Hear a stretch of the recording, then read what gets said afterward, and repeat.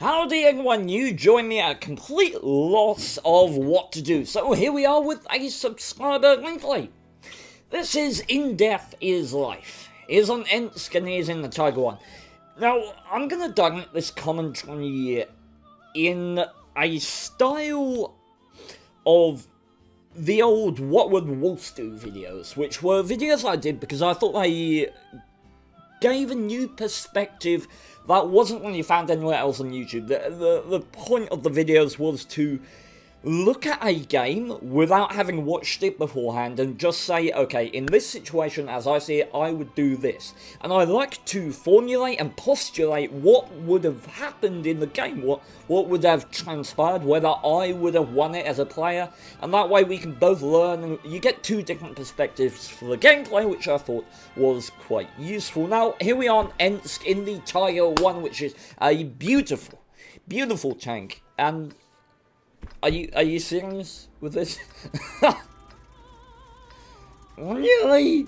I mean, the only tier 7 heavy they have is a Tiger, probably the best tier 7 heavy tank to be top tier. I'm not saying in the tier 9 it's a badass tank. When it's top tier, I think the Tiger One is the best tier 7 heavy tank. It's got the best ability to push DPM, the best combination of DPM and hit points. 1,500 hit points on the Tiger used to be the most. It's not now because of the Oni. I think it's the Oni. It can be embarrassing if it's the Oho. In any case, the enemy have a Scorpion on Ensk. So that's not certainly from their point of view. So in the Tiger, many people get into this game for this tank, don't they? They see one of the tanks and they're just instantly comes to mind German vehicles, Tiger, those Panzer vehicles. And so they get into the game and they go straight for the Tiger. And then they are very disappointed because they get shot and they die. They expect to be this all-powerful, immortal being. They've heard such things in the history books about how badass the Tiger was in the war, and it is. It was, but it has to be balanced in the game. But that said, this vehicle still has some absolutely amazing strengths, which I'll cover right now before I start to tackle the gameplay. Tiger One is not a well-armored tank. And to be honest, if you play it like a standard heavy, like most other heavies, you're going to have a bad time. And the reason for this is because the Tiger One functions, it's a DPM pusher. It uses the fact that it has more hit points than the opponents, and most likely more DPM than them. That's its advantage. And that means that if in the Tiger One, you are playing it against multiple opponents, this is good stuff from InDeathIsLife, who, by the way, has very respectable stats. I don't know if he's a green roll, if he's not. He's an extremely promising player at 7k games, 1.5k W8. This is the kind of situation you want to get in the Tiger One. You're playing a supporting role, but you cannot take this tank into a standard heavy environment and expect to do consistently well. And that is because in a heavy tank environment, let's say these are all tier 7 heavies, just as an example. The Tiger One cannot focus down its play, it cannot push its DPM and its health point advantage, because in a natural heavy tank environment, the enemy will have support, and each time you come through to put out some of your DPM, you'll be taking the DPM of 2 vehicles, which means you cannot function. The Tiger One likes to find isolated heavy tanks and push on them and take them down. The one thing you've got to make sure you do in this tank is, if you're encountering something like an IS, you get in there and you push your DPM. You pen every single shot, because he'll die long before you will, because that's the strength of the Tiger One. DPM, you have more hit points than the enemy and you have more DPM, so you just go in and you're guaranteed to win. And that's pretty much the strength of the Tiger and why it's better played as a supporting vehicle. Your armor is not going to do a lot to counteract the damage that's coming your way.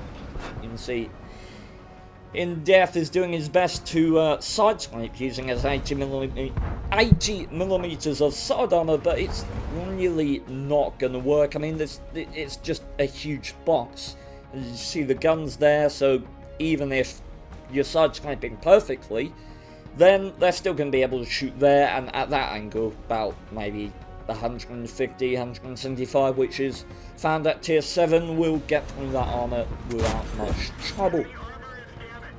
But this is just lovely work, and people might look at this game and say, oh, he's in a top tier heavy tank in this matchup, and not doing much.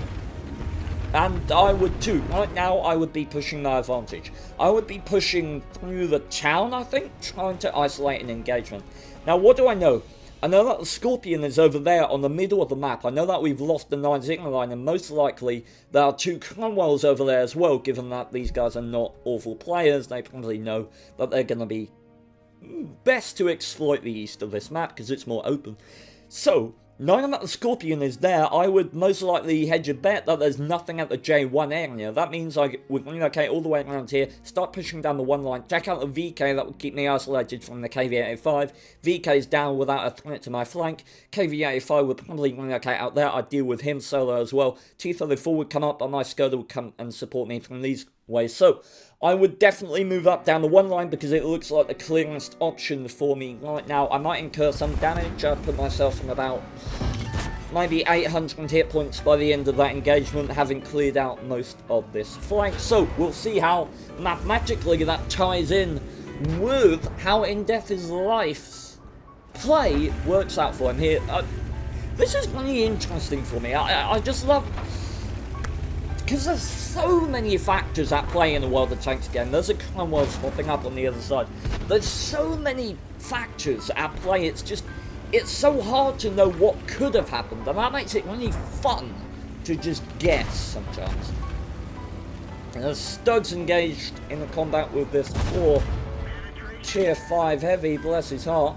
That's good that he's not chasing VK actually. Focuses his fire up on the tier 6 medium tank, and the tier 6 medium tank goes down to this Stug. Now, that was a good decision. Thought about pursuing this guy, but that puts him in the middle of 2 medium tanks, which is never where you want to be in any tank.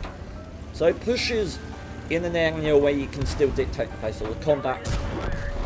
And, oh wow, I thought that was really good. No, it in fact wasn't. Okay, so they got pressure on base with a Cromwell and the Skoda T25. Now the Skoda is ridiculously overpowered. The Scorpion is still alive. We've got 2R to deal with. Haven't seen the Panzer 24 yet. I may well turn around at this point. I wouldn't prioritize the T-34 and the KV-85 because they're tier 5. I'd be turning around to see if I can help out my arty against these tier 6 tanks right now. They're most likely going to cross the open here, and the arty will be a considerable distraction to them, as well as the box tank over there. So I'd see if I could rally out with my box tank and take down those tier 6 vehicles. Let's hope. Oh! Oh! Please turn right. Turn right. Turn.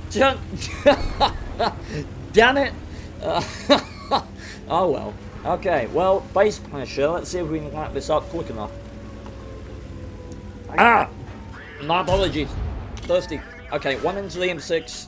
Gotta focus that guy down. That is a quick reload on this 90mm gun. Or 88mm gun.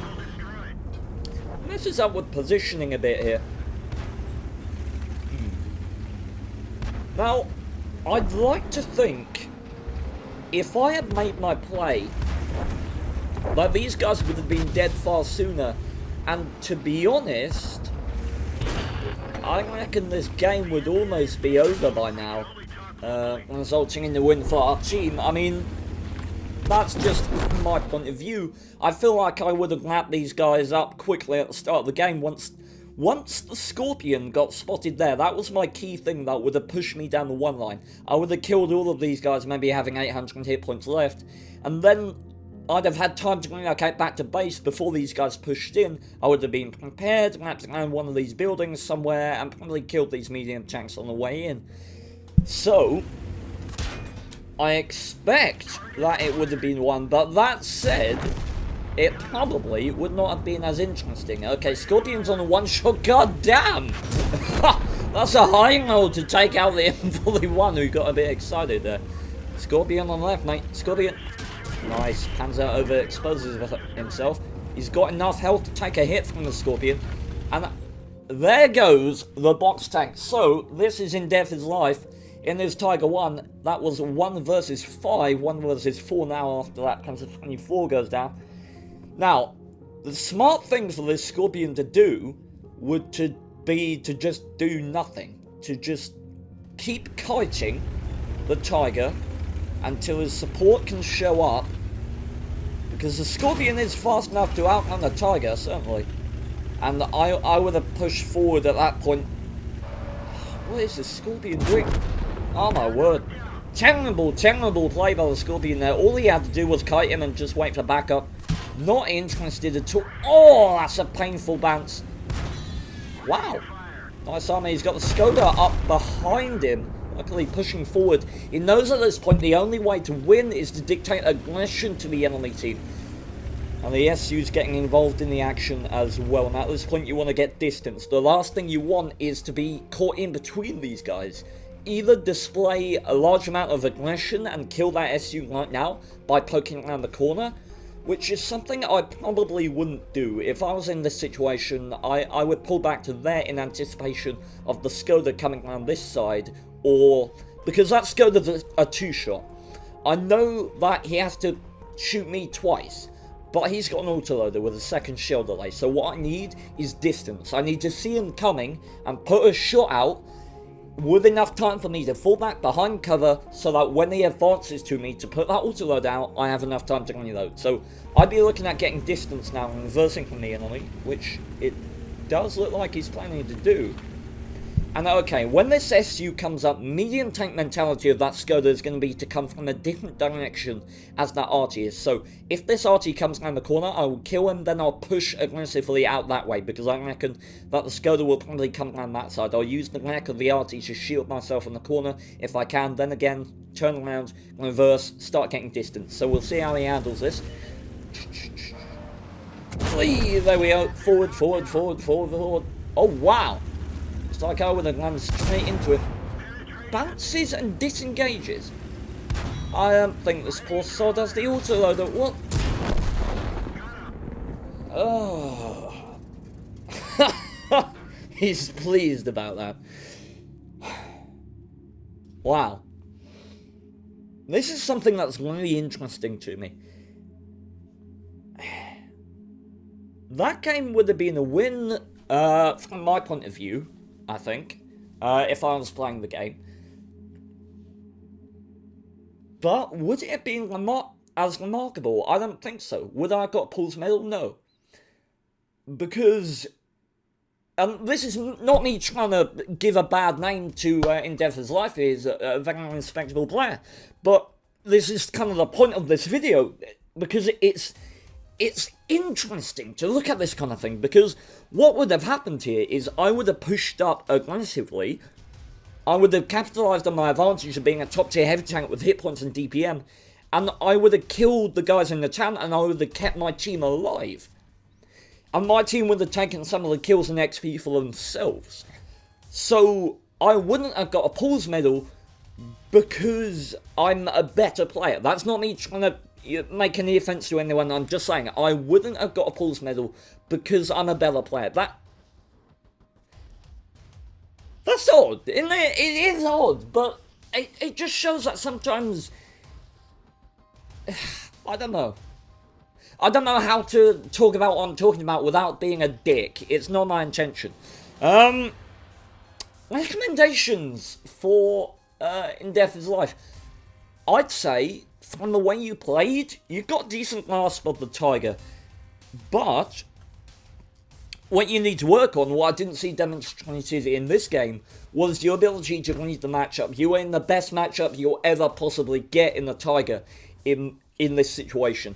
You needed to be more aggressive from the offset. If you hadn't done, this game wouldn't have been as remarkable, you wouldn't have got a Paul's medal, and I wouldn't even be commenting on the game to begin with. The world's a weird place. If you want to increase your skill level, keep an eye on the enemy team's lineup at the start of the game. think about your threats. You know that TDs like to camp at the back of the one line. That means as soon as the Scorpion gets spotted elsewhere, you can exploit the entirety of this to engage your opponents one by one, which is exactly what you want in the Tiger. Keep an eye on the threats on the enemy team. When you're tier 7 in a game like this, the most important tank is not you, it's the enemy's tier 7. Once you know where that tank is, work around them and try and use your status as a top tier heavy, and try and do the same in any other game as well. Locate the threats, work around them, or work with them close at mind. Okay, gentlemen, hopefully you've enjoyed the video. I do hope you found it enlightening. It's certainly interesting for me to cover games like this from a different perspective. So, thank you very much for watching. I will be streaming later today. I'll put a link to my Twitch in the description if you want to check it out. And until then, farewell.